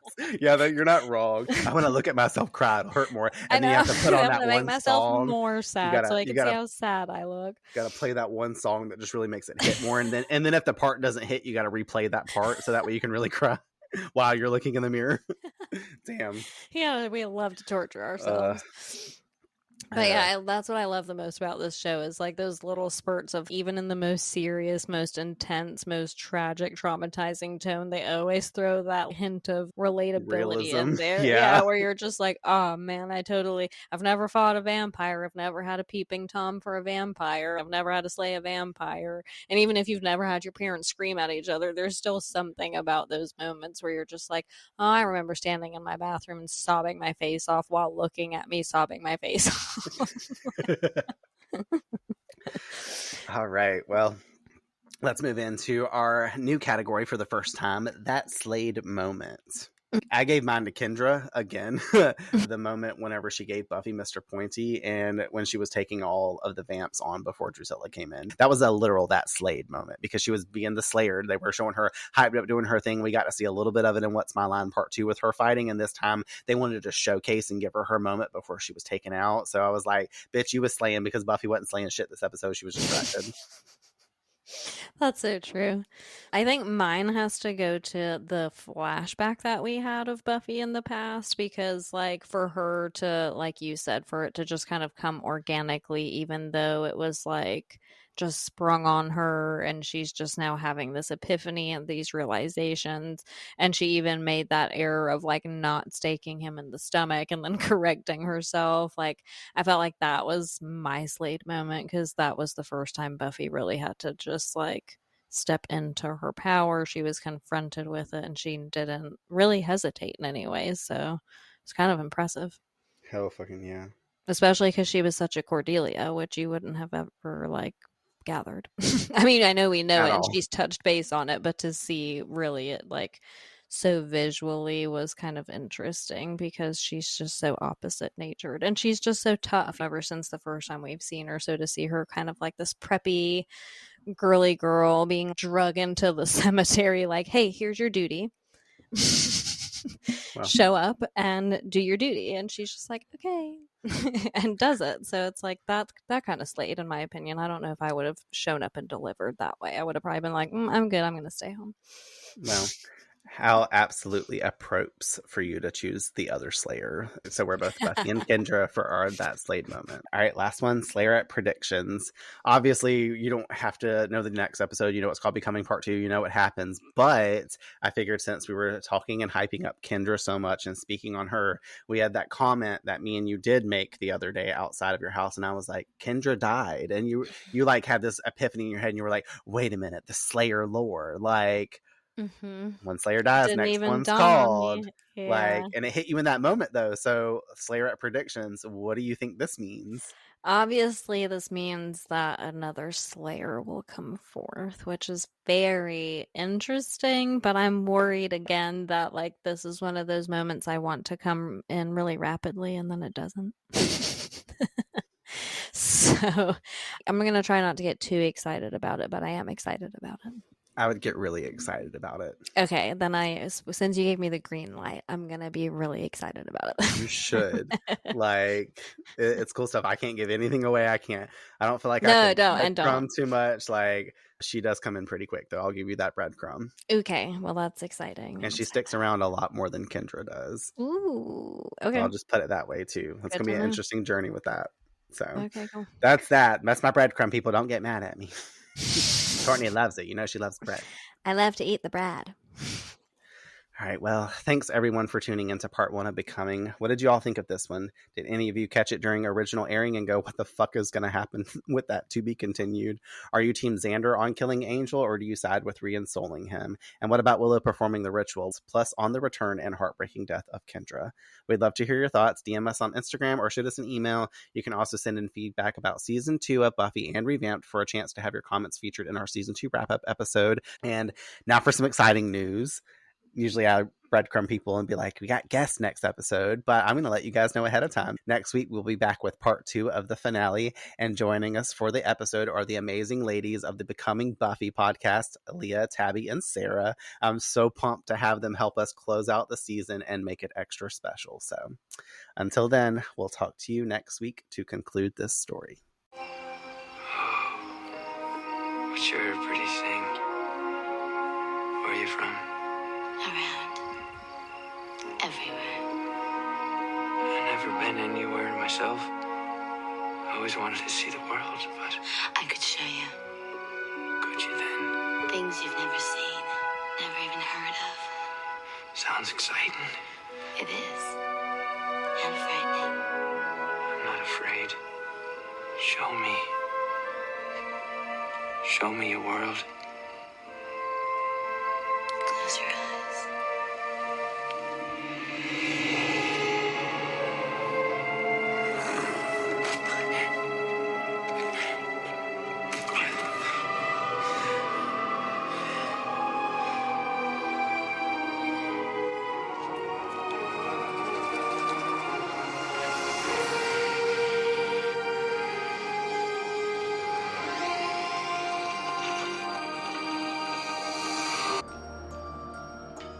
Thanks for tuning in to this episode of Buffy on Revamped. Remember to join us next week for a new episode release as we continue our journey through Sunnydale. We also would like to hear from you, so share your thoughts.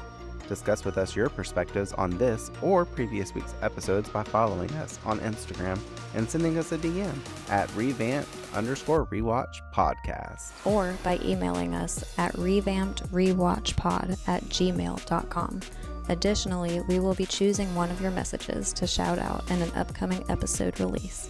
And if you happen to love abandoned places but prefer them vampire-free, check out Echoes of Elsewhere, an urban exploration podcast, where I interview urban explorers about the eerie spaces they uncover, anything from haunted schools, forgotten mansions, and tunnels that probably don't lead to the Hellmouth. From history to mysteries, tips and tricks of the trade, I dive into all things Urbex. Subscribe and listen wherever you get your podcasts.